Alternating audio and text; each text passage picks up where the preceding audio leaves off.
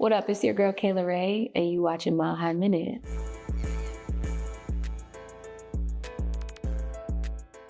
Mile High Minute, #1 blog in the universe. Today, I get the special opportunity to sit down with Kayla Rae, one of the legends when it comes to R&B and pop in Colorado. Thank you.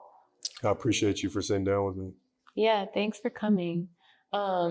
You said the #1 in the universe? Yeah, #1 blog in the universe. I love that. I know that's right. Yeah, thanks for coming. No problem. I just say that because, like, my blog's better than your blog. Yeah, there's obviously bigger blogs than mine, but it's just like, but believing in yourself. I was just going to say, it's how you view yourself, like, right. And that's important. I actually, before you came and you like daily now, I'm watching this series by Joe Dispenza, and he does a lot of like studies on the brain and everything. And he describes how based off of like our memories and our thoughts and stuff, a lot of us live in the past day to day, like actually live in the past. And rarely are we stepping into the future and living in the future as we want it. And so I feel like you saying that is just like you living in the future and like putting yourself in where you want to be instead of like maybe what people have told you about your blog or like. Right. So I think it's dope. Right. Yeah. I appreciate it. Yeah. It's in the music industry, you got to believe in yourself. Absolutely. Yeah. They say you almost have to be delusional. Oh yeah. You'd be crazy. Yeah. People are looking at me crazy. You got to be Kanye for real. Yeah. Yeah. Okay. So I know we've already done one interview in the past. Yeah. It's been a while though. So, and at that time, I feel like I would do kind of 30-minute interviews for, I wasn't as experienced, so I didn't really do the full background story. But you did obviously give some info. And I just kind of want to do like a quick refresher as far as your background story. And then we'll kind of go into what's going on now and stuff like that. So, okay. Correct me if I'm wrong, but originally from Colorado Springs, correct? Yeah, that's right. Okay. I was born in Minnesota. Moved to Colorado Springs when I was like 6, with my mom, my 2 older sisters, and my 2 younger brothers. It was just us. And yeah, she moved us to the Springs. I grew up there. I went to elementary school, middle school, high school there. I graduated. I went to school in Boston for a little bit at Berklee College of Music. So you've been all over. Yeah. And I actually ended up living in Boston for a couple of years, like not going to school, just working, hustling, living in an apartment, like just starting a life on the East Coast. And that was really dope.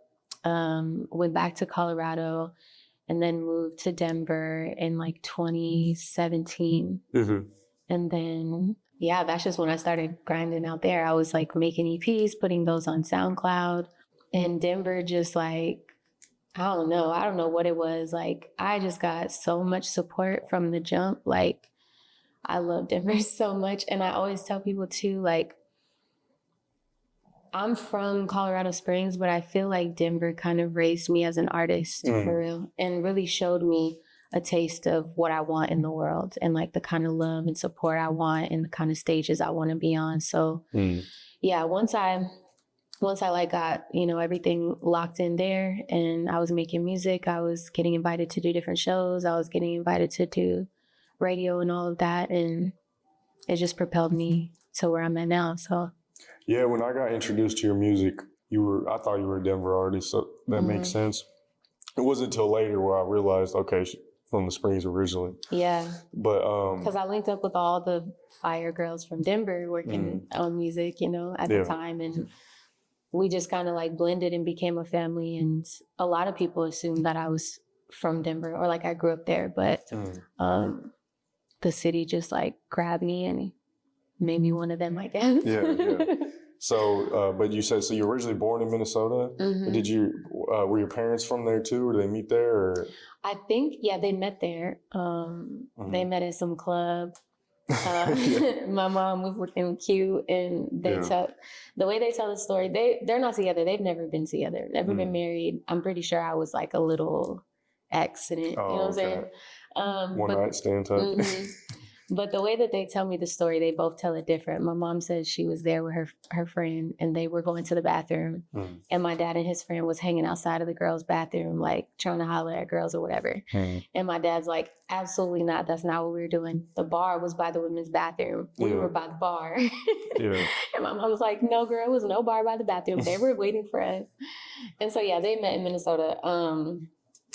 And yeah, it just made it do what it do, I guess. And along I came. And then unfortunately, like my dad got incarcerated shortly after. Like he was in jail most of my life until I was like in high school, like in and out of jail. So I didn't really grow up with him, but we have like a good relationship now. So I haven't really shared a lot of my family life just because like I just never like, I don't know. I think a part of me was just not like always connected with like how I grew up. Like I tried to disconnect from how I grew up so much, I think, and like just be past that and like try to tell myself like, you know, I'm not where I come from or like, you know, certain things that have happened to me that I sometimes have failed to like embrace them and just like embrace my journey and my family's journey because we are all on better paths and everyone's living a much better life, you know? So, yeah, it's not something that I used to talk about ever, but it's good to open up, let the fans get to know more about you and stuff. For sure. Especially because like the last couple of years, I've been getting more close to my dad, which has been nice. That's like, good. He ended up getting married. His wife is amazing, and they had their wedding in Chicago, and they asked me to sing at their wedding. Oh, that's dope. So I got to sing my dad down the aisle, which was like incredible. That's dope. Yeah, and I got to sing the song that they had their first dance to. So we're building our relationship, and we're closer than we have been. So I think now it just I feel more comfortable to talk about it. Yeah, so he probably loves your music, probably listens to it. Oh my gosh, yeah, he always has. Like he's always like, from when I was dropping stuff on SoundCloud, the terrible music I was making in my bedroom, like actually I'm not gonna call it terrible, but compared to like, you know, the growth is real. But yeah, like he was bumping my EPs and my mixtapes and always calling me with like his favorite song. So he's always been very supportive. Okay, that's good. And then so he got incarcerated and your mom moved to Colorado, I'm assuming, or how did that go? I don't really know the timeline. I just know that I'm the middle child, so I have two older sisters, and their fathers. Half or full? Okay. Half. Yeah, we have different dads, and their dads weren't around either. So my mom was just always doing it by herself for as long as I can remember. So I'm not sure. I mean, we moved when I was about 6. Yeah, that's when we moved to Colorado Springs. But my dad was like in and out of jail. So there were times where I would see him for other birthdays and stuff. And then, so I don't think that's the reason my mom moved us. I think she moved us because I'm not really sure actually, because we had a whole life and stuff in Minnesota. But she loves Colorado. I mean, once we got there, she was like, this is home. This is where I want to stay. So it just kind of stuck, I guess. Your mom basically moved to the Springs after that? Or? Yeah, so there were 5 of us at that point. There was 5 of us. My 2 older sisters, me, and my 2 younger twin brothers. And my mom never had very much family growing up, but the family that she was in contact with lived in the Springs, her sister. So the 6 of us, my mom and my siblings and I, we moved to Colorado. But when we first got there, we had to stay with my aunt and my 5 cousins. And so you had family there already? We did, yeah. But she lived in this small trailer. And so it was like a little hectic. 10 or 11 of us in there for the first like 2 or 3 months. And then, yeah, my mom got her own place. And then the 5 of us moved in, and I grew up on Astrazon Circle. Okay. Springs. What was that like? How long did you live in the Springs before moving to Denver, I suppose? Pretty much my whole life. Yeah. Okay. I would say after I graduated high school, that's when I moved to Boston. Okay. And then, I did 1 semester of school out there. Couldn't afford it. Couldn't get like no financial aid. So I just stayed and lived in Boston and just worked and grinded and made music. There's a great music community in Boston too. So I tapped in a little bit when I was out there, and then shortly after that was when I moved back to Colorado and then moved up to Denver. Okay. Mm-hmm. What schools did you go to in the Springs? I went to Guyberson Elementary. I went to Panorama Middle School. And then I went to James Irwin Middle School, which was a charter school. So it was a complete culture shift from Panorama. Like Panorama is the school like in my hood where I grew up. Mm-hmm. And James Irwin was kind of in the same neighborhood, but a little bit out the way. Yeah. And it was super white. We had to wear uniforms. Yeah. The kids listened to like Green Day and all that, which is how I like started listening to different music other than like rap and all that. Yeah. So diverse, very diverse influences and stuff. Yeah. And then I got tired of it. So when I went to high school, I went to Sierra High School, and that's one of the like well-known ones. That's one of the ones. Yeah. Sierra was, if you're a real one, you know, Sierra High School, Stallions all day. That's where I graduated from. That's where most of my friends are from. And yeah. Okay. When it comes to the Springs, did you like before music? Did you have any hobbies or like sports or anything like that? My hobbies were music. I was like in choir, and I mean, I did a lot of sports though too. Like I did track, basketball, volleyball. I was super active, but yeah, I was like always in choir and like talent shows. I did hella talent shows in high school and middle school. Always had a voice. Yeah, always. I was doing like plays around the city and doing different like musical events in Colorado Springs, but there wasn't a huge music scene in the Springs when I was younger. Right, yeah. So yeah, I did what I could. But I knew when I moved back there from Berkeley, I had to go to Denver because I was like, there's nothing here in the Springs for me. Mm-hmm. And I had only known of a couple artists in Denver, like Trev and AP at the time. Mm-hmm. I had heard of Danae Simone. Yep. And so when I got there, you know, I just linked up with who the city was talking about. Right, yeah. And those became my people. Okay. Yeah. Now, when it comes to the Springs too, like, or not the Springs, but when did you discover that you had like a voice and a talent? You know what I'm saying? Like, was it something you felt like you had to really, like, obviously you had to work on, but like, were you kind of, you know, right off the bat, like, okay, this is something special I got, or was it kind of something you really had to work for as far as like the beginnings and when you discovered your voice? I mean, I think it was a little bit of both. I naturally like have just always been able to sing, and like my mom would always tell me I could sing. I would try to sing for my sisters and like make them listen to me, but they always teased me and told me I sounded like a goat. They loved saying that. And I was like, a goat? A goat is crazy. But yeah, it was something that I just always had. I started doing talent shows when I was really young, like 10, 11. And I remember I wasn't very good on stage. Like I loved to do it and I could sing really well at home and like in front of people. But I was really bad on stage when I was little, and it would just send me into like a spiral. I would be so mad, like, okay, what do I have to do to get better? So I was just always practicing and like pretending to sing in my room, like on stage, singing the different tracks and stuff. So I would say I had to work on being a performer because when I was little, I just knew I loved to sing, but when I got in front of people, I like froze. Yeah. And so that was something. Build that callus of like getting over being nervous and stuff. Yeah. Everyone goes through that. Yeah. I think the first talent show I did, I like forgot my words. So I stopped and I like started crying on stage. Oh man. It was mortifying. It was so bad. And so after that, I was like, no, that's never going to happen again. Right. Yeah. It was terrible.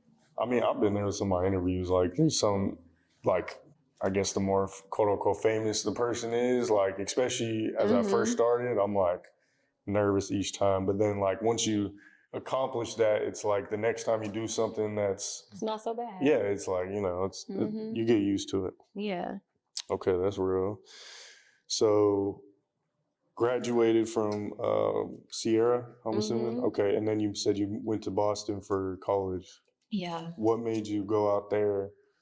Oh yeah, why Boston with the East Coast? That's Because the opposite side of the country, right? Yeah. I just remember Googling like best music schools in America, and that was one of them. So I applied there, and they came to Denver for auditions. I auditioned and I got accepted like a couple months later. So I was like, that's where I'm going. And I've loved the East Coast. Like I always wanted to live there growing up. So yeah, I packed my bags and I was like, okay, I'm going to school in Boston. Yeah. But when I got there, I was unaware that like I still had tuition to pay. So I'm ready to move into my dorm and everything. And they're like, oh, you still have a balance of like $42,000. Yeah. They're like, you got to go to the register office. Loans, I'm like, what? Yeah. So I'm in their office trying to apply for loans and doing all this stuff. And I was like, oh, I want this so bad. But yeah, God made it happen. And then went to school for a semester. And when the next semester came around, I was like, you telling me I got to do all that over again? I got to fill out all these loans and all these grants all over again? And the debt scared me. Oh, yeah. It terrified me. And I knew that I could still live in Boston and be involved in the music scene out there. So I was like, let me just do that. Like, I don't have to go to music school. You know, I think it's important to invest in your future for sure. Like, right. But for me, I couldn't at the time. So I was like, I'm just gonna do it the old fashioned way. I'm just gonna network and like, you know, and out of state tuition is something expensive. It's insane. Like it's absolutely insane. I think I would have spent I probably would have had to borrow like close to like $250,000 to graduate. Right.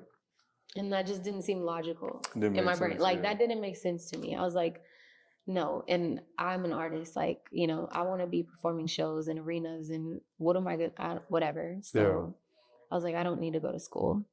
So I didn't. Okay. I can relate on that because when I graduated, I was like, I want to go to CSU, Colorado State so bad. Like that's, you know, the school I wanted to go to. And I got the grades and everything, but then like I got a little bit of financial aid, like $5,000 out of $26,000, but I was gonna owe like $21,000. And I remember like I had my classes scheduled. I like had my dorm. Like I was like a week or two before the semester started. And like last minute, I was like, when they tried to get me to go do the loans, I was like, nah. Like they tried to get me to, it was about to be like $21,000. So I was like, and you just rack it up and take your ass to class. And you're like, wait, what? I was like, I'm just gonna go to community college first because that's way too expensive. So I feel that. I feel you. It's kind of crazy actually, like that. It's a lot of people like that don't further their education because they're afraid of that debt. Right. It's not right. And school's I'm still in school, but like, because school is great. It's important.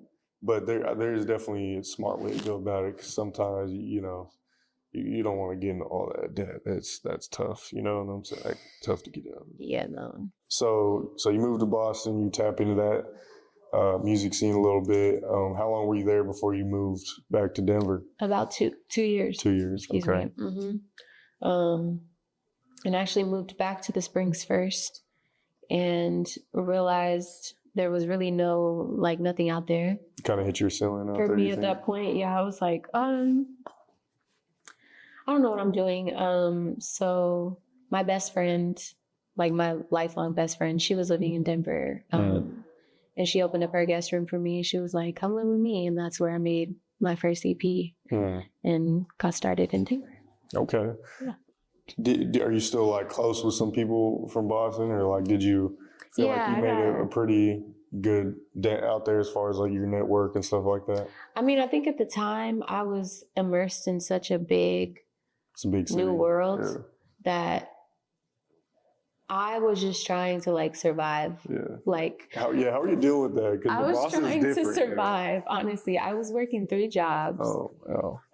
I would open a Dunkin' Donuts at 4:30 a.m. and I'd do like a 4 or 5 hour shift. Go to the mall around like 1 or 2. Do a 5-hour shift at Express in the mall. And then I would go downstairs to the food court. I worked at this place called Chicken Now. And from there till close, I would work there. I did that shift like the all day thing, like 3 or 4 times a week. And then the other days I would be at each job, like just for 4 hours a day or whatever, you know, whatever regular shifts were. So you were hustling. Yeah. And I had to, because at that point, when I stopped going to school and I just started living out there, like I had to pay rent. And that was my first time like living in an apartment with roommates and having to pay rent. And so I was like, yeah, I needed the jobs. I needed the money. So I just started working hella jobs. Yeah. And then, I ended up having to move back to Colorado after a couple years, just for some family stuff. And that's when I was like in the Springs, just like not really in a routine, kind of wasting away for a few months. And I had to make the move up to Denver. Was it tough being immersed into like such a different city? Like, and how were you kind of able to get used to that? Or did you ever even really get used to that? I adapted very quick. I loved Boston. Like I just loved the hustle of it all. And then having to go back to the Springs to something much slower and like mundane, I just couldn't do it. So yeah, that's why I think I ended up moving to Denver, because I missed like a bigger city feel. And I just knew I had more opportunity out there. Okay. And then obviously, how long were you in Denver before you moved to LA? About 5 years. Okay. About 5 years, yeah. And how long have you been out here now? It'll be 3 years in October. Wow. Wait, 2021. So it'll be 4 years in October. Yeah. Oh my gosh, that is flying by. Yeah. What brought you out here? I got hit up by Stargate. They're a producer duo. They did all the records. They did Irreplaceable Beyonce. They did Rihanna. They did Neo. They did Wiz. Like they just had credit list is deep. Oh my God. Like songs that I couldn't wait to work with Stargate one day. Like I knew who they were before they hit me up. Like I've been a fan of them for so long. And they hit me up because they had started a school out here called LAMP. Okay. And it's a 9-month, they call it a school or an academy, but it's really just them throwing a bunch of artists and producers and writers together for 9 months. And we literally are in the studio just making music together. And so, yeah, they invited me out. They were like, we'd love for you to come. We're not going to charge you. You just come on a scholarship. Just come learn under us and let us like mentor you for a little bit. So that's what brought me out here. I was originally coming out anyway, but they had hit me up a few months before I was planning on moving. Oh, okay. So I was like, okay, that's aligned. Yeah. And thankfully, my manager had a house out here that he had bought years ago that he had like built a studio in that nobody used. Like he just had it out here because my manager lives in Denver. And he was like, stay at the house in LA, go to this program, work your ass off every day. Like, you know, get into LA and do what you got to do. So thankfully, like I was able to stay at that house, you know, like God gave me a place to stay and this amazing program with some of the most fire artists that I know now that I met in the program, like just doing amazing things in LA. And then I also got to work with Stargate. We released a song. Okay, that's awesome. So could you give a little brief background on Stargate for those that may not be familiar? And then also, correct me if I'm wrong, but you said your manager's still in Denver? Yeah. Okay. Was it someone tied in with Side 3 or am I? Yeah, he owns Side 3. Okay, that's okay. That's what I thought. Yeah, he the head honcho over there, and he's amazing. Like, he's an amazing businessman. He loves music. He's been such a good support system for me. Like, we've been working together now for like 5, 6, maybe like 6 years. Yeah. And he's just always had my back. And Side 3 is one of like, I think there's only 2 studios that have plaques in Denver, and Side 3 has a lot of plaques with some big names like Justin Bieber and B.O.B., Lil Wayne, like everybody.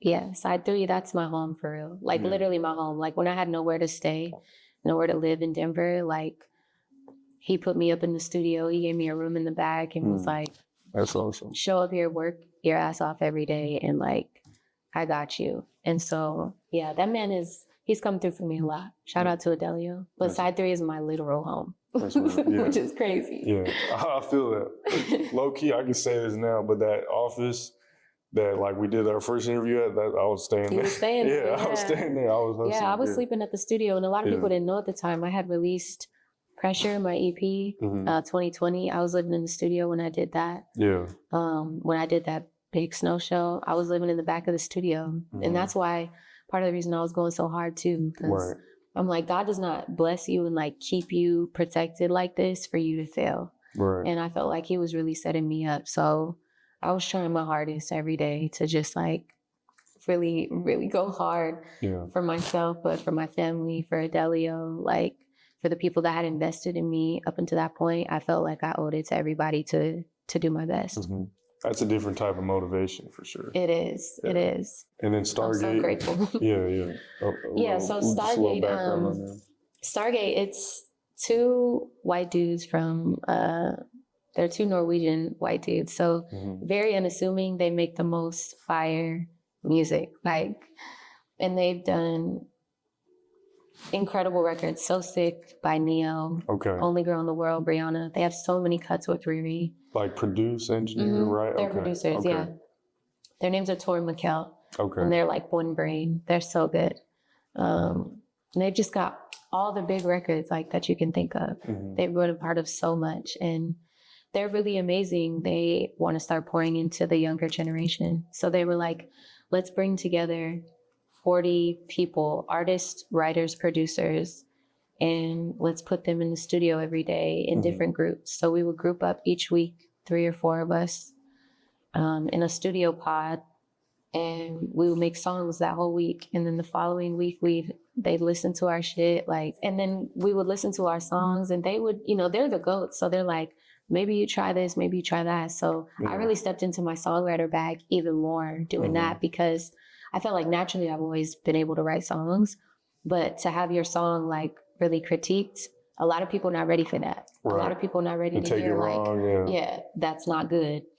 Or you should have tried something else. Or what if you go back and edit this? A lot of artists too don't like to edit their work. It's like, oh, well, if it just came out this way, that's how it's supposed to be. And I agree to a certain extent, but there comes a point where you're not making music for yourself, like you're making it for other people. So you do have to like appease your crowd. Yeah, and not that, but just like make sure it's the best it can be before you give it away. And that's not to say like be a perfectionist, but take some pride in it. Right. And so for me, I was at a point where I'm like, I want to be a better songwriter. I want to make better songs. So so when they invited me out here, I was like, absolutely. Jumping on that for sure. Yeah, like you guys are the greatest. You made some of the greatest songs. Yeah. Absolutely. And they helped level up my songwriting game tremendously. Okay. And the network too. Like they had so many people coming in, so many A&Rs, people from labels.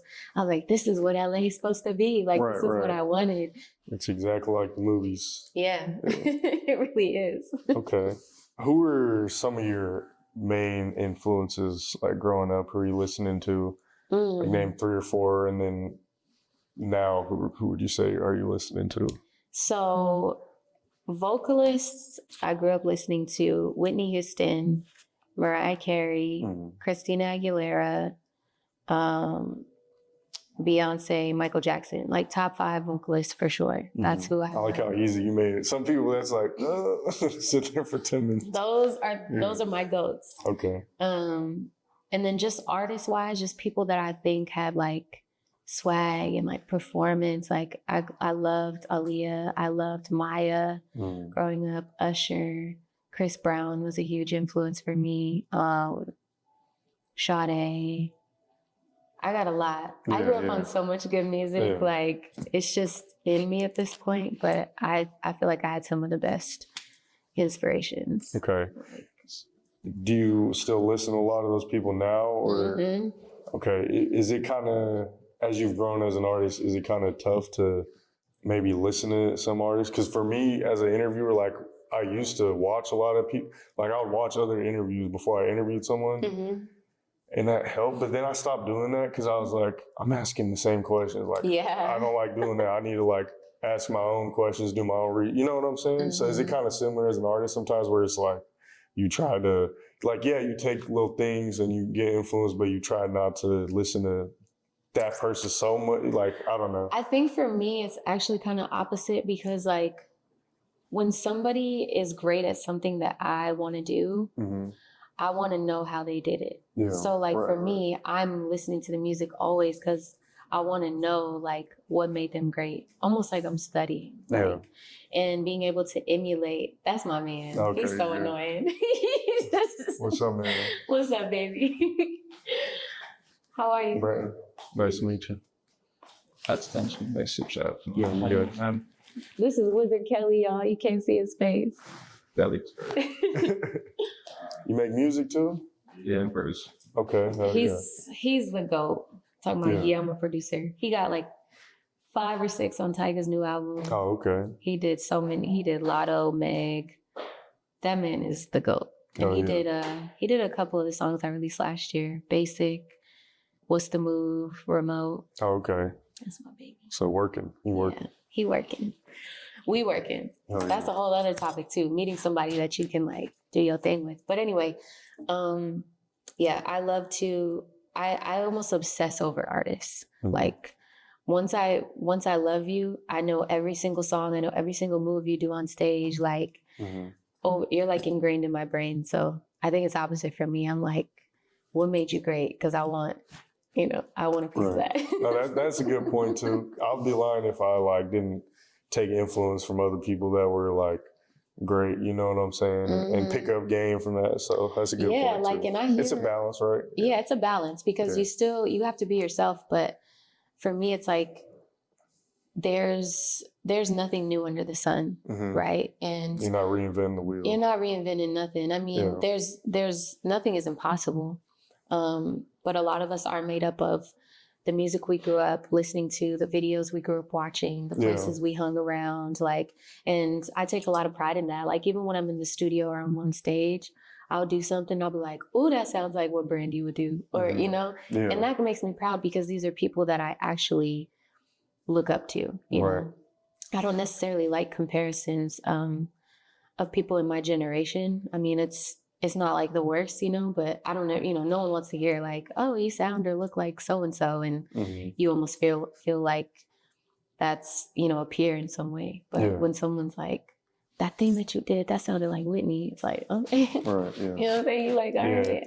A lot of people like call me like Vlad and stuff. I'm like, honestly, I kind of take it as a compliment. Like, because he's one of the biggest blogs in the world. So yeah, when you've seen somebody walk in their purpose and they do it right, it's like, I feel like comparison, as long as you're staying true to who you are, comparison it's a compliment sometimes. Right. Because it's like, at least you're not saying, I remind you of someone mid. Yeah, no, for sure. That's a good point. I'll take it.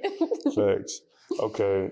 Now, obviously, the fires have been going on in LA, and I seen on your story, it looked like you were helping out, right? Yeah, talk for sure. about that a little bit. I think that I mean, I'm blessed. Like, I still have my home, you know, and I just don't think. I mean, I still can't fathom having everything gone in a second, right? Yeah, and how much people need. So I feel like it's a responsibility, like, of everyone to definitely step up. And I have an amazing church. Like, our community is so solid, and they got on it. They're like, who can help? We got a system. So I was like, that's what we're gonna do. And I think that's a way to appreciate life as well. Like, you have to be in a position always to give back. Otherwise, what you're doing is for nothing. You know what I'm saying? Even if it's just your time, like, give something back. And but especially now, like, this is devastating. It's devastating. And I know people that lost their homes. And so I don't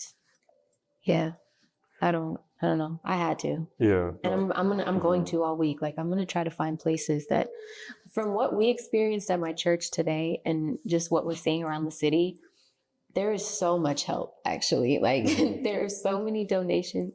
There are so many volunteers. Like, LA is really showing out for its people. Yeah. And it's a beautiful thing to see. And so I'm excited to go help more this week, because it's like, that's just the energy right now. Everybody's on that. Like, we went earlier, we went to do it, you know, we're going to do it more this week. That's what everybody's like on right now. We're checking in, like, you good? All right, let's go, you know. go here, they need this or whatever. So. Okay, that's solid. And yeah, like condolences and prayers definitely to everyone like affected by the fires and stuff. Like, Absolutely.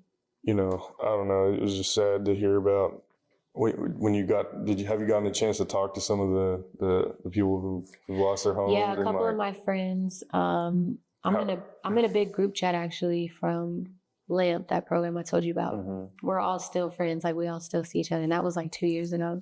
But a couple of my friends that I knew from there lost their homes, and they're doing okay. Like they all still have their family, and they're all so grateful to have their lives. Yeah, some people lost their lives. But it's just very sad because I've been to both their homes. They both opened their home up to me, and we have memories there, and so. It is sad, but everybody's holding up, I guess, like as good as you can in a situation like this, Yeah, I mean, you probably can't even fathom like something like that happen. It's just like, yeah. Well, okay. I mean, I think that's awesome though that you're giving your time back and supporting the community. Like. Yeah, I wouldn't be wanting to do anything else, honestly. It's all I've been able to think about. Like, it's really hard to just go and like do regular things. I mean, you have to still, you know. But it's hard to know that there's people out here struggling and like you want to be able to do something about it. So yeah, I kept telling my friends before I came, like they were telling, like some were like, "Oh, you shouldn't go," and because I had booked it before any of this happened. I was like, "Man, it's such a good opportunity." Like. I don't want to not go, but I almost felt bad. I was like, man, I can't even feel bad for myself because there's these people who just lost their homes. Yeah. And I'm like worried about a trip. I can't even be mad about my trip, That's facts. There's like so much more serious stuff going on. I agree. But, I talked to a couple people and they're like, you're good, come out and work. I just almost felt bad though. I was like, should I be out there working? Is that kind of, I think it's good because it's what LA is about. Like LA is about like dreaming and hustling and manifesting and networking and connecting and like building. That's what this place is about. So I feel like you did the right thing because this is where you want to be right now. And this is what you planned for. And regardless of what the city is going through, like you just being here instead of like staying away, like, oh, I can't go there. Yeah. I think it means more that you're here rather than canceling it. Yeah, thank you. I appreciate that. You fight through adversity. I suppose. Absolutely. Yeah. You've done voice acting, right? On some commercials? Like some like voiceover stuff. Yeah, so like Adidas, right? Or no? Okay. I've done stuff for Adidas, for other like sports companies and campaigns and stuff. Yeah, it was cool. How'd that come about? Are you still doing that? I'm still doing it here and there. Okay. Yeah, I think the biggest one I got was definitely Beyonce's Adidas campaign. Okay, yeah. Like that was insane because they, like for NDA reasons, they couldn't tell me what script I was reading for. But when they sent it over and I started practicing it, I was like, is this Beyonce? Yeah. Like you're kind of getting that. I was like, what the heck? Yeah. But even still, they didn't even tell me that I had gotten it until they were ready to like release it, which usually they don't do that. They're like, okay, yeah, you're going to be the one for the job. We're going to need this, this, and this. But they took my test read, like that I did on my phone. And that's the one they used in the commercial. They liked it so much. Oh, so okay. That's awesome. Yeah, so that was fire. But yeah, I still do that. And I think I got it. I think Adelio like plugged me one day through some entertainment company that finds talent for those things. And one day I got asked to read a random script and then I just started getting hit up a lot for that. And, okay. Yeah. And it's a cool hustle too. Like that's awesome. Care of me, yeah. Just random question, like who's like the biggest, I guess, most famous person you met just being in LA? Like either work random or just actually working like in the studio type thing. Yeah. It's a lot of random, which is crazy. Yeah. But I've got to meet so many people. Saweetie, I've got to meet her a couple times. That's dope. Yeah, at like parties and stuff. She is so cool. She's a Cancer too, so she's such a vibe. I would say recently though, the biggest like celebrity to me that kind of like I felt a little starstruck. She's not an artist, but her name is Tabitha Brown. I don't know if you know who she is, but I know she's Sweetie, like but yeah. she's like everybody's auntie though. She be like cooking and stuff on Instagram, and she's just got a good spirit, good energy. She just be uplifting everybody. She's huge, like she's so fired. And I actually got asked to braid her hair. Okay. So I got to go to her crib and meet her husband and her family, and that was to me was like insanity. That's awesome. Yeah. But yeah, so many people. I actually got to work with Bad Baby a lot last year because she's starting to release more. Yeah. And she's just a dope person. Like I think that she really is. Like, you know, she had a rough start in the game. Right. I think when you're a child and you're trying to navigate that, it's weird either way. But she's actually a really dope individual. And we've gotten in the studio a couple of times. I've got to write some stuff for her, which has been really fun. That's awesome. But yeah, I feel like I'm forgetting hella people right now. Can you say what songs you wrote or no? None that are out. No. Okay. Yeah, I don't think the stuff we did, she's tapping more into like her R&B bag, kind of like rap singing. And so, I mean, I don't know if she wants people to know that or not. But actually, I mean, she's kind of released a little bit, like things on TikTok, like they got me sending for no reason. I don't know if you remember that one. No. So yeah, people know she be wanting to tap into R&B. But I don't think she's ready to drop any of that yet. Okay, she's still rapping. That's awesome. I know Andrew Grant, he's from Colorado. He's kind of helped her a lot too. I see the plaque at Dream Space all the time. Yeah. Shout out to Andrew, man. He did a lot out here, and he's always been so good at connecting people. Like he connected with me with Bad Baby. And a lot of other artists and a lot of other like A&Rs. You know, he's good at bringing people together and knowing how to like who fits with who. He's definitely talented at that. So shout out to Andrew. Okay, do you know Gary Leon? Okay, I think he was down the spring. Well, he is now. But yeah, he was at Atlantic. He was the one I told you about earlier. That kind of, he helped me get some interviews out here. What are like some of the similarities and differences between the Denver and LA music scenes? Really, I don't think there's a difference between the scenes. I just think that like both are creative and unique because everybody out here is from somewhere too. I know a lot of great LA natives, but most of the people I meet are from other places. So I would say the difference really is just like how diverse it is. As in it's more diverse here? Yeah. Okay. For sure. No, yeah, for sure, I seen it like a Samoan church yesterday. Yeah, it's so diverse out here. But I don't think there's much of a difference, really. Like, everybody's hustling. Everybody's like working together when they can. I would say there's actually a lot of similarities for sure. But there's more opportunities here. That's just what it is. Yeah, that's facts. And so I experienced that in even just a couple of days.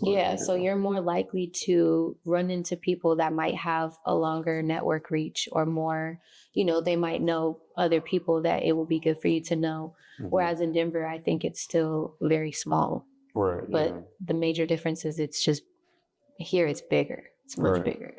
Okay. But small at the same time. No, that makes sense. Yeah. I know she had like 48,000 monthly listeners on Spotify. What's some like advice you would give to an artist who's looking to build their monthly listeners? Because that's huge for a Colorado artist. Thank you. Yeah, I gotta take my own advice actually, because I want to like triple that this year for sure. But I would say that I'm grateful for it though, nonetheless. I would say that it just takes consistency. Like I was able to get my Spotify listeners consistent and my Apple listeners too, just by being consistent with releases. Like people want to hear music from you and they want to hear it often. That's just the reality that we're in. Right. And unless you're like Frank Ocean, or at a level where you can rarely people are waiting for you, like Like K-Dot, Kendrick for a while. Yeah. Until obviously this year. But. Yeah. Until you feel like you're in that space.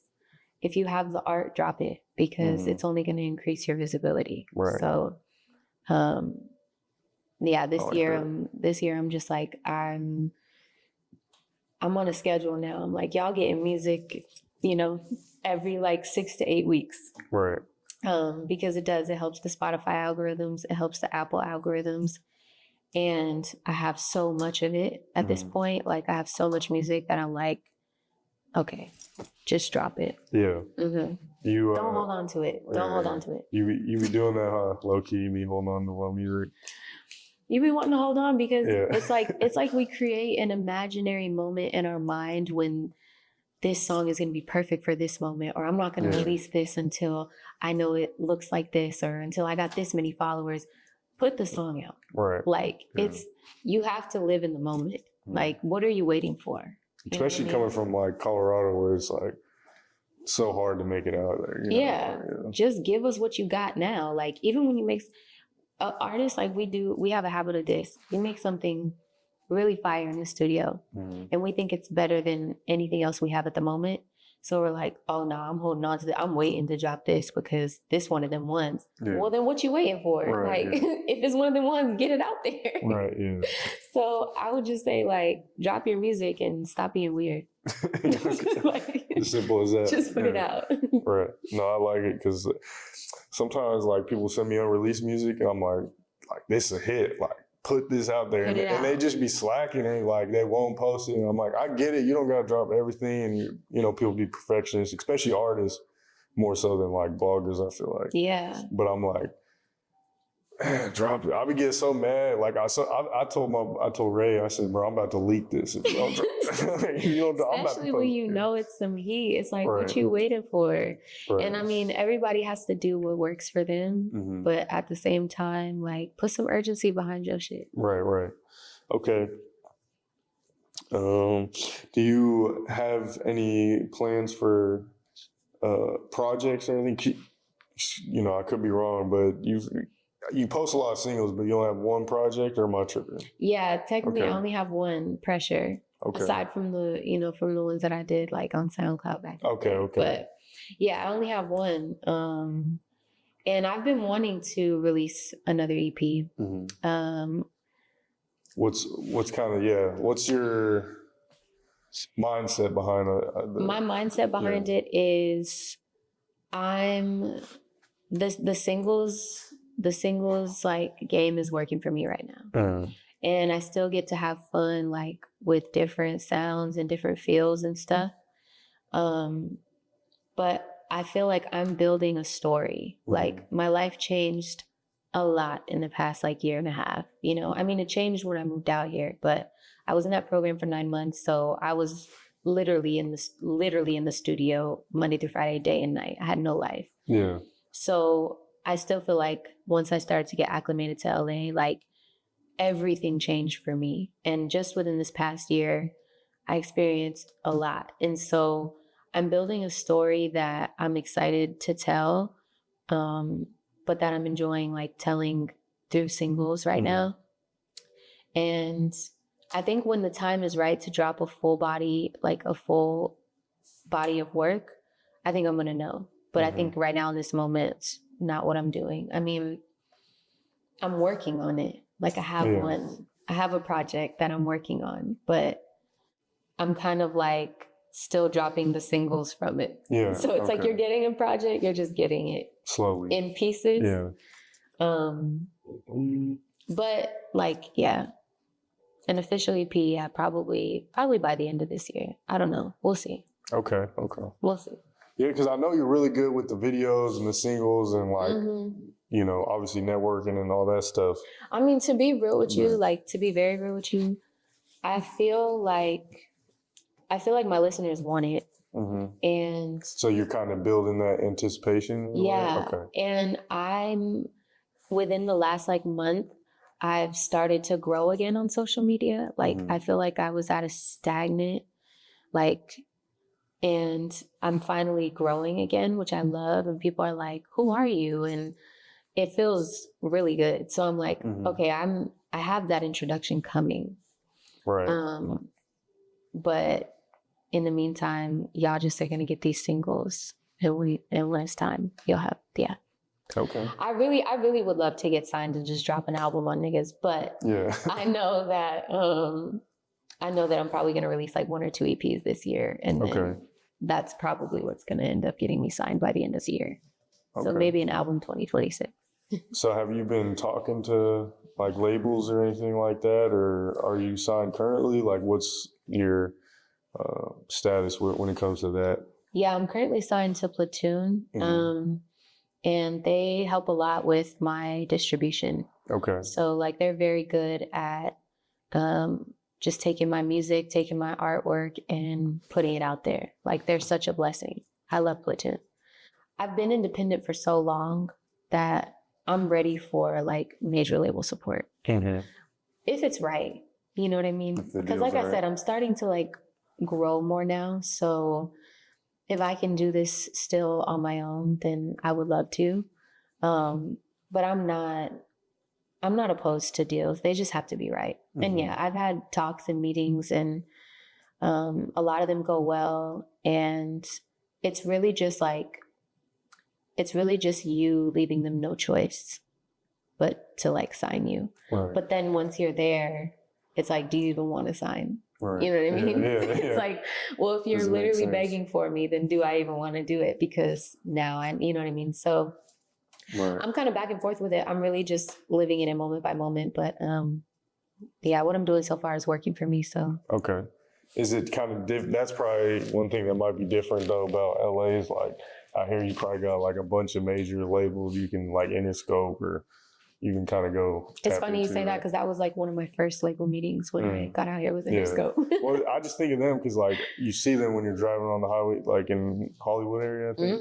Like you see the big, Yeah, no, I know a lot of people, and a lot of people know about me. I think the difference, like the separation is just what I'm gonna do with what I have. You know what I mean? Like that's why I'm just continuing to build, because it's really just about me using what I have right now. Like I think a lot of artists tend to get caught up in when I get this, then I'll do this, or if I have this, then I can make this happen. Yeah. But you have everything you need right now. You know what I'm saying? Like you have everything you need to succeed. And as cheesy as it sounds, that's just the reality of it. So I'm just working with what I got. And, I know that as long as I'm staying true to myself, like what is meant for me is going to be meant for me. Deal and no deal. Like I'm not focused on it.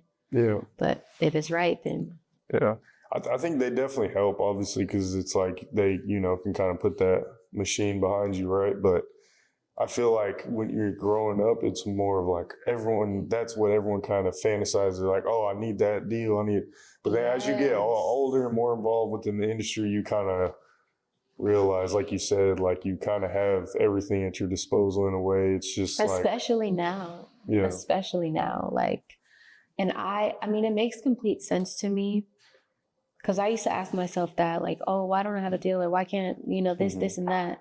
It makes sense to me why that was never, like, set in stone, all the chances that it could have been, because I'd rather be solid in who I am and what I have to offer the world before that. Because I can't imagine being signed and still trying to figure out who you are, what you want. Right. It sounds like a nightmare. So I know that if and when that comes, it's going to be because I'm in perfect alignment with what I'm supposed to be doing and with what God has for me. So I'm not rushing anything. Okay. Yeah. I like it.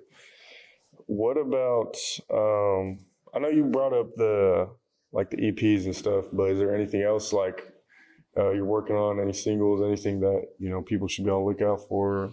Yeah, I have a new single dropping. I don't know when this interview is going to come out, but I have a new single dropping on the 17th. It'll probably be out. Okay. Yeah. Here We Go Again is coming on the 17th. So I'm really excited about that. Just like the first drop of the new year. It's exciting. And like I said, I have so much music ready. So I just want to drop them all. And it might be an EP. Like, I really don't know.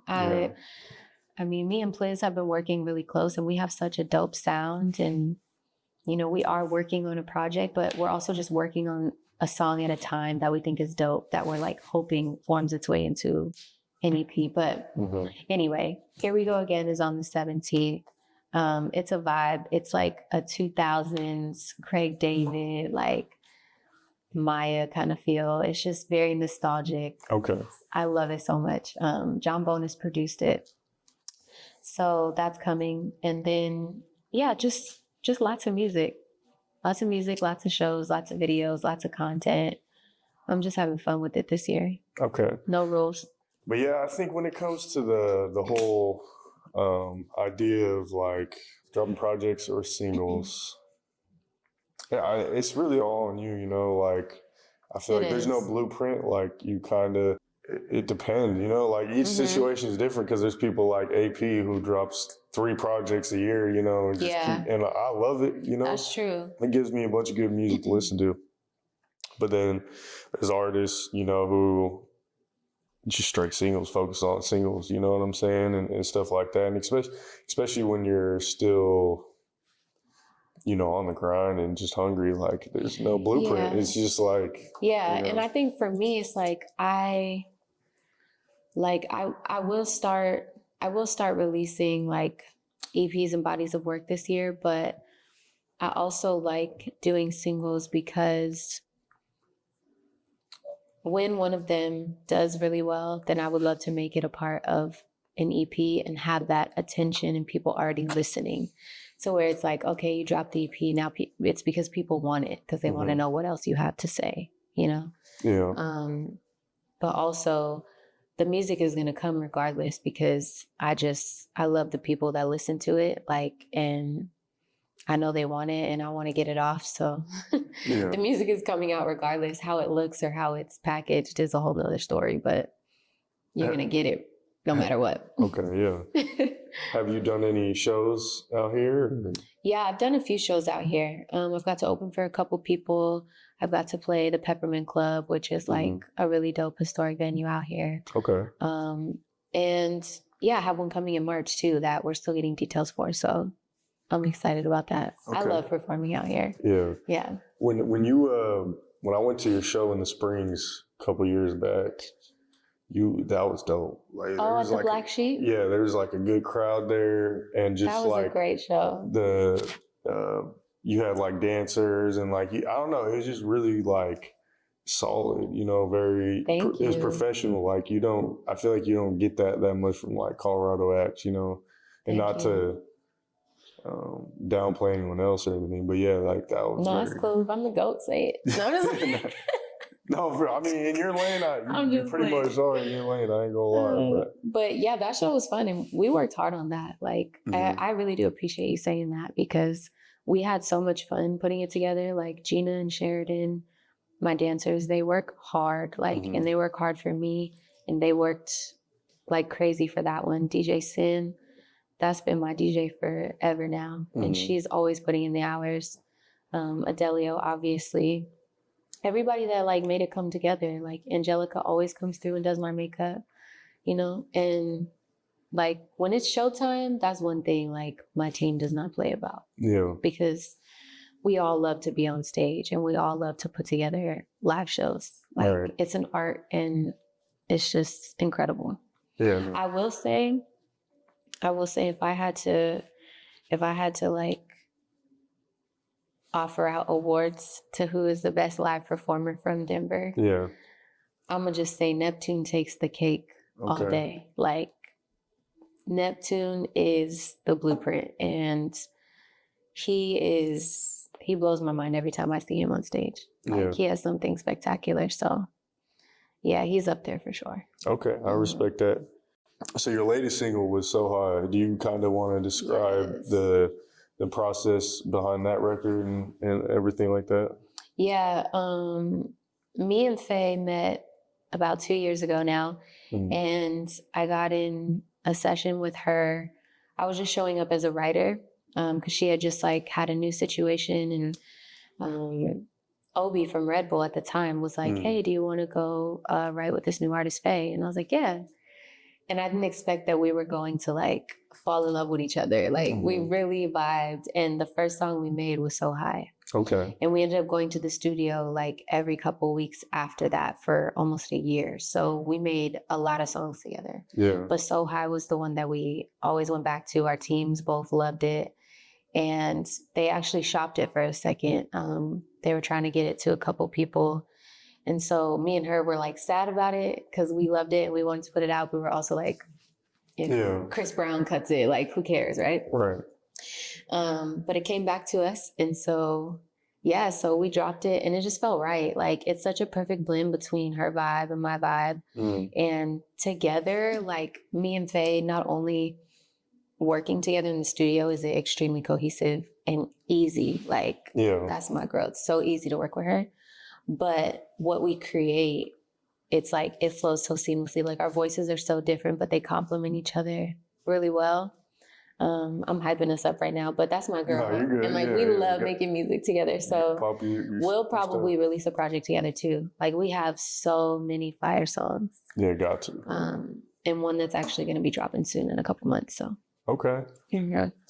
I wanted to talk about Practice a little bit because I feel like that's one of like the main songs you're known for. Mm-hmm. What do you think is so special about that record that really like stuck out to, you know, your fans and stuff like that?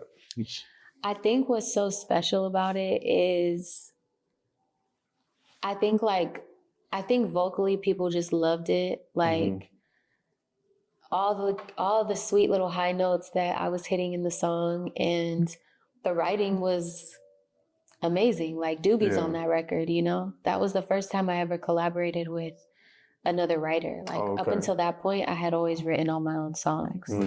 Selfishly, right? I don't want help. Again, being in that mindset of like, but me and Doobie came into each other's lives, and that was the first time like I ever really like experienced, I think, like that cohesiveness in the studio where it just works. It doesn't feel forced. And that was the first song we made together. And he was like, sing this. I played with love, I learned my lesson. And I was like, okay. Yeah. And from there, that alone, that melody, that hook, that's what's so special about it. Like, it's just got sauce on it and it's beautiful. And obviously, like the Aaliyah Tank sample vocals in the beginning, it was just so raw. It just came together so random and raw. And it's just one of them ones. Right. Yeah. Okay. I like me just being a basketball fan, I like the basketball influence with it. That's what kind of, I think, Coach can we suck you? Yeah. Hard P. Okay. Talk a little bit about just like your, correct me if I'm wrong again, but like your religion and just like the importance of spirituality and stuff like that.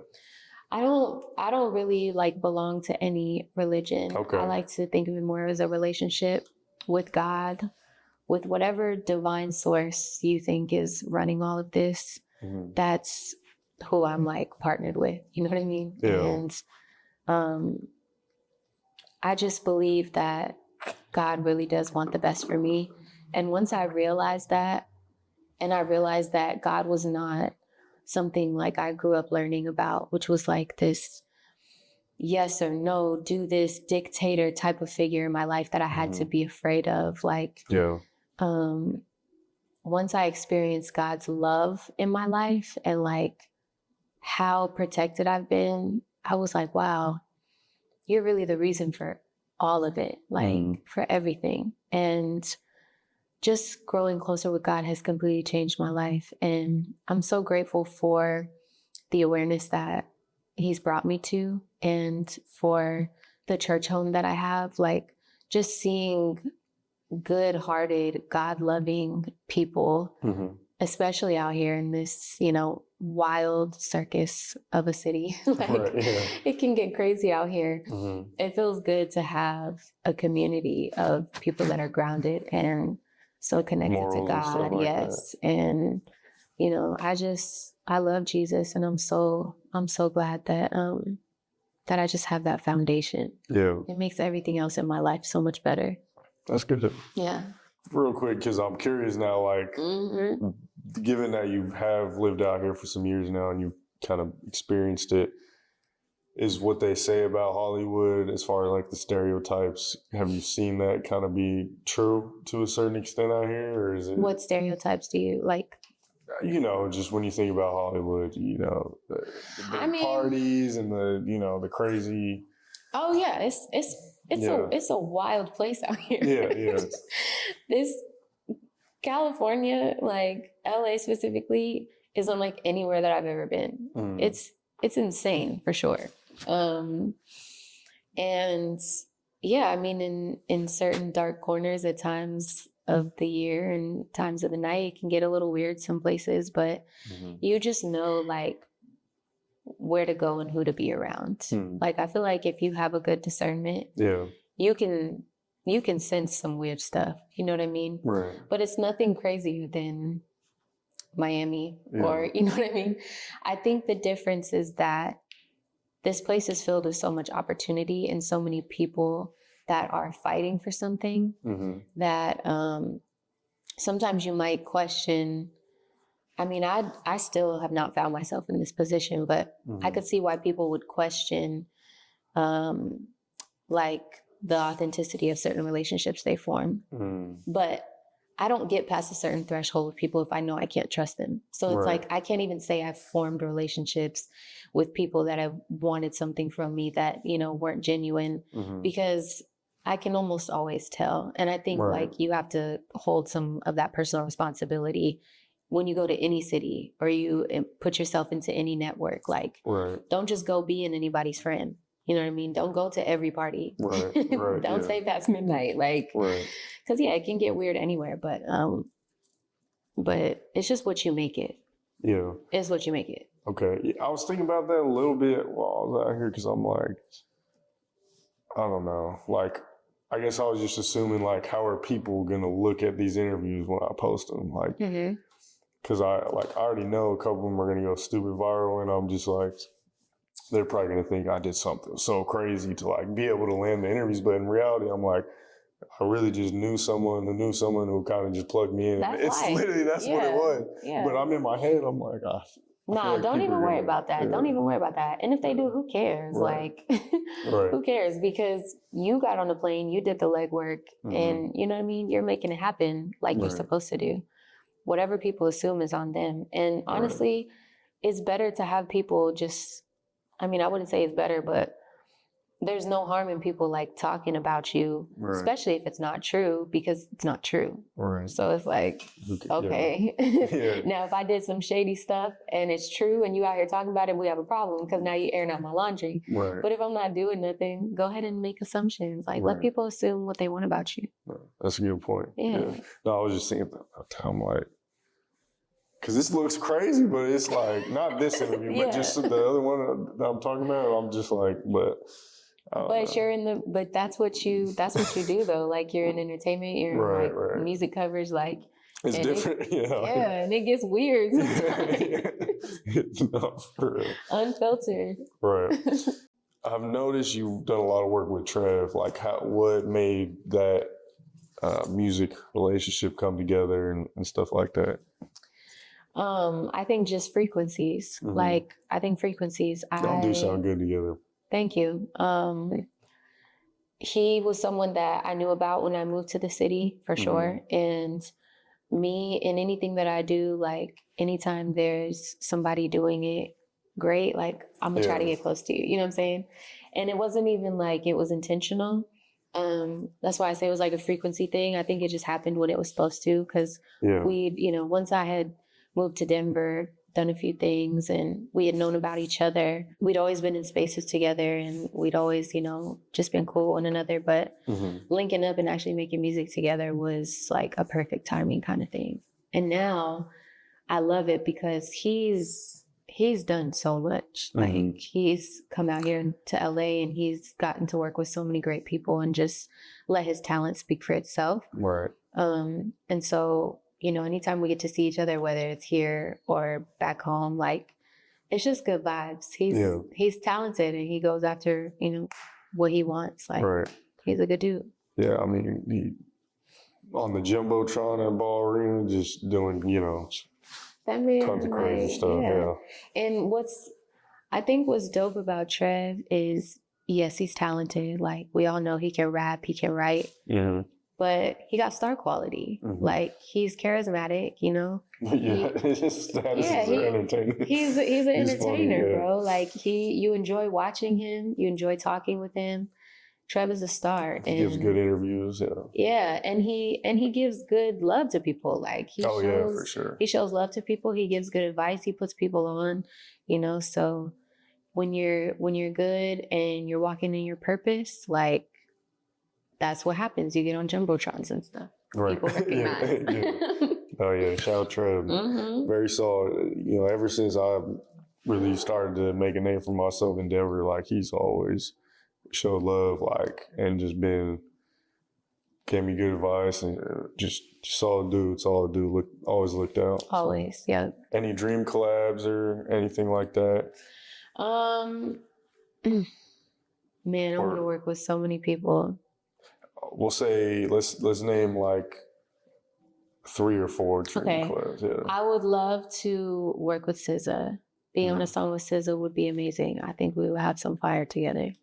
I know she's like hot and everything right now, but Doechii is top 5. She's so fire. Like, again, I just feel like me and her are gonna cross paths eventually out here.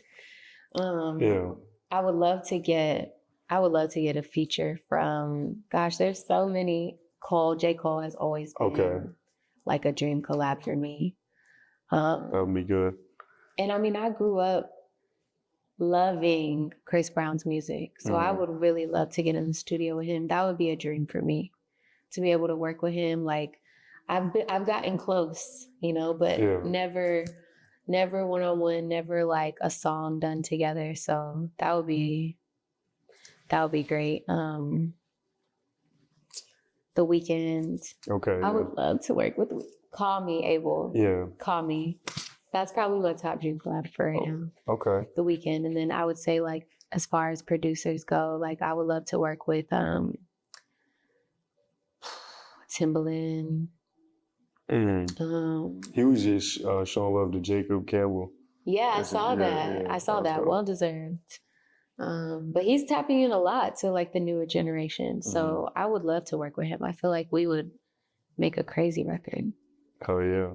I know you have a pretty deep, like, feature list when it comes to Colorado, but, like, are there any other artists, maybe new ones or legends, like anyone from Colorado that you still want to work with? You know, I still haven't worked with AP. We still don't got a song together. So yeah, AP, hit me up. I would love to work with AP. There's a lot of, like, good R&B coming out the city. Like, DNA Picasso's been doing an R&B jam fest every like 6 weeks. Yeah. And I'm like, how's he doing that every month? Like, where is he finding these people? His work ethic. And they're good people, yeah. So, I mean, I'm still down to work with, Denver artists all day. Just because I don't live there anymore, like, it would be ignorant of me to just move and completely forget about the city or what's going on there. You know what I mean? Or like, even just being involved in that scene. I think that the city has done so much for me. It's the reason that I'm able to, like, walk out here in LA with my head high, with the confidence that I have, because I got a city back home that, like, really loves me. So it's like, you know, when I come out here, it's like, no, you got to put some respect on it, because, you know, my city got my back. And new artists out there, people that are coming up, like, if you're dope and you're really dope and, like, you take it serious, I'm always going to want to work with you. Okay. Yeah. And I actually have I have a song coming out. I don't know if he's announced it yet, though, so I can't say. But I'm featured on somebody's record, and we're actually shooting a video, like, next month. So in Colorado or out here? Okay. In Colorado, yeah. Maybe you could tell me after. Yeah, I can tell you after. All right, we'll be looking forward to that. For sure. These are good questions. Thank you. Colorado. Honestly, I look at you as a Colorado artist, but I really kind of look at you as more of a national artist, you know? I appreciate that. Given the fact that it wasn't like you moved out for like a year and you know, coming back. Not to say that would be bad, but just like you're serious out here, I you know. committed, yeah. Yeah, like really working. So, but do you still consider yourself like a Colorado artist, or how do you kind of look at it? I don't consider myself local anymore because Okay. like I don't live there. Like I'm not local to Denver anymore. Right. I'm there, you know, I visit people and I still like, you know, I braid hair. So I have people, I have clients and stuff out there. Like, so I wouldn't call myself a local artist to Denver anymore, but yeah, I'm a Colorado artist. Like that's where I'm from. You know what I mean? Yeah. Like, I feel like anywhere you go in the world, anywhere, like if you're trying to put your city on and your state on, like that is the artist that you are. I mean, unless you come from a place that you're not proud of or whatever, you know. But like Big Sean, that was a Detroit artist. Lotto was an Atlanta artist. Like, yeah, I'm a Colorado artist. And I'm gonna make sure everybody knows that, and I'm gonna put us on. Yeah. And if you get offended by that, like people calling you a Colorado artist or a Denver artist, like you're that's weird. Yeah. Like, Why? Don't you want it? Do you not like? You know what I'm saying? That's what everybody does. They put their city on their back, and that's who they are. Like Toronto artists, like that's like I don't know why. I think because stigmas, again, or like a lack of pride. Like, do you love where you're from? And did I grow up in Denver? No, but you can call me a Denver artist, a Colorado Springs artist, whatever you want to call me, because both cities have shown me love. So, yeah. Okay. I'm a Colorado girl till I die. Okay. I think that was like a great answer because, like, yeah, you are nationally. No, you're definitely not a local artist for sure. But at the same time, yeah, you're from Colorado. Like, that was a perfect answer. That's long. But I feel you though. Like that, I came out here. I was just on a podcast. I'm wearing some Avalanche gear. I'm wearing CU right now. Hell like, yeah. It's always like, I don't know. I just learned the importance of just like representing where you're from. It's better, I feel like, for someone who's trying to help like cultivate a scene and shine a light on this scene, on the Colorado scene. You have to. It's cool to wear it in Colorado, right? Everyone's wearing it, but like when you go out of state and wear that Broncos jersey or whatever, and bring it back, like I think that's just there's something to that. There's more. It's more impactful. I agree, and when I'm in the position to where I'm like regularly like touring and traveling and paying my people, it's going to be everybody from Denver that, poured into me. Like we're hiring and we're giving opportunity to the squad for real. Like, I don't want so-and-so at whatever label to link me with, their choreographer that they know or their makeup artist that they know or whoever. Like, I want my people to do it because it's the same out here. It's why you network out here, because there's people in different industries that need each other. Right. You know what I'm saying? So while you're here building, it's like, yeah, I've been able to tap into a lot of different people. But when I'm really in the position to put my people on, I'm going back home and I'm snatching y'all up. And Oh, yeah. All right. Well, I appreciate you for the long interview. Yeah. And I'm so glad we were able to tap in out here. No, yeah, for sure. a lot that you hit me up. Yeah, no. Well, I don't know. I felt like I don't want to keep glowing, but like I did a couple of big interviews, but I feel like whenever I'm out of state, I'm just trying to tap in, you know what I'm saying? Like I'm trying to because I know I'm not going to get this same opportunity when I go back to Denver. Like you got to take advantage of things while you can. It's expensive to travel, so it's like so you're like, me do what I gotta do. Right, I gotta figure that out. Yeah, so thank you for taking the time to sit down with me, and obviously just you being from Colorado, I'm always trying to see y'all win. You know what I'm saying? Yeah, for sure. See me win. We're all Colorado, so like I want to see people win, and I feel that. I've seen your growth, and you're a star, so I just appreciate you for tapping in and just likewise. Make sure y'all go follow Kayla Rae on everything, Instagram, Twitter, Facebook, YouTube, all of that. Links will be in the description. And I know they talking stuff about TikTok, but follow me on that too before it's out of here. They better not, because I just monetized that. I'm finally making a little bit of money on that, so it's not going nowhere. Right. But yeah, follow me everywhere. Shout out to Wild High Minute, man. Okay, I appreciate it. Make sure y'all hit that like button. Comment down below your favorite Kayla Rae song, your favorite part of this interview. hit that subscribe button, hit that bell button to stay notified when all latest news drops. And I think that does it. Mile High Men, #1 blog in the universe. We appreciate you.